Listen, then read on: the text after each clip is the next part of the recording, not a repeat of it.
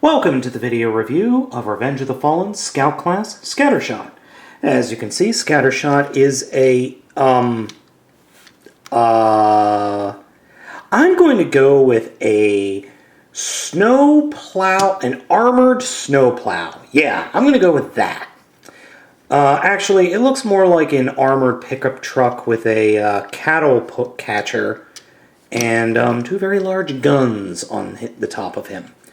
And you know what? This mode works. This mode really, really works well, in my opinion. It's a very unique mode. We don't have many pickup trucks, and two, being very Mad Maxy, it just works well. Now, this figure is packaged in robot mode, so I started off with vehicle mode because I wanted to show the vehicle mode off first, because I think it's a nice mode. And the transformation from vehicle mode to robot mode is easier than the transformation back into vehicle mode. The reason being that there are some panels here that don't quite line up, and it's really a struggle sometimes to get them to line up. There is quite a bit of robot kibble underneath, but that's to be expected. The guns on top do swivel, have full swivel, and they do move up and down, which is nice. There are very few figures in the Revenge of the Fallen line that actually have vertical movement on their guns. So, as you can see, dark blue, some dark gold, and gray are the colors. Plastic wheels, rolls very nicely. So, let's go ahead and get them transformed. We're going to start by just taking this whole front section and bending it down like that, and then take the whole front like this and bend it forward. And then these will be the legs, obviously, so we'll just kind of leave them where they are.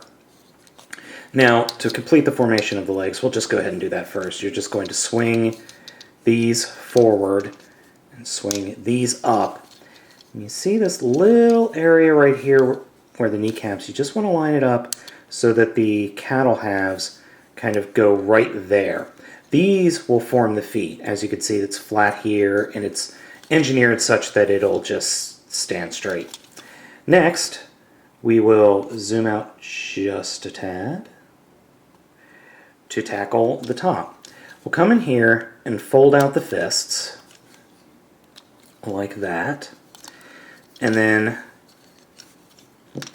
we'll split this part open. And I like to just fold it out like that, kind of butterfly it open, and then that allows you to come in here and fold the entire arm out like that, fold it up, and turn it around so he's holding the gun. And we'll do the same thing over here, but at a different angle. So what we'll do is we'll fold the entirety of that arm out and just get it lined up. Fold this panel in like that, and then again swing the arm around. Now, for the big piece de resistance. Take the entire backpack and swing it up like that, and then there is a peg here that'll peg into that spot there, but you have to fold this over, and then there are little indents right there that these pegs in here will go into, and you just kind of just fiddle with it until everything snaps together-ish. And then just turn it around, and there's Scattershot's ugly mug. And when I say ugly mug, I mean ugly mug. Because he's not a looker. I mean, he is... he looks like he's got a rebreather on. So, I don't really get what the face is supposed to be. Head rotation is actually pretty darn good, but all this kibble from the vehicle mode really just destroys his visibility. So there's that. It's got very, very nice detailing. I'm just astonished by how well the detailing is, and the paint apps are very nice. They're flat, yes, but they're nice. And I mean, this is a well thought out, well executed Scout Class figure, which is really, really nice. I'm continually impressed with the Scout Class of figures from the Revenge of the Fallen line. For the most part, they are the stars of the line. There are some really good deluxes, and there are some decent Voyagers, but the Scout Classes are really phenomenal figures.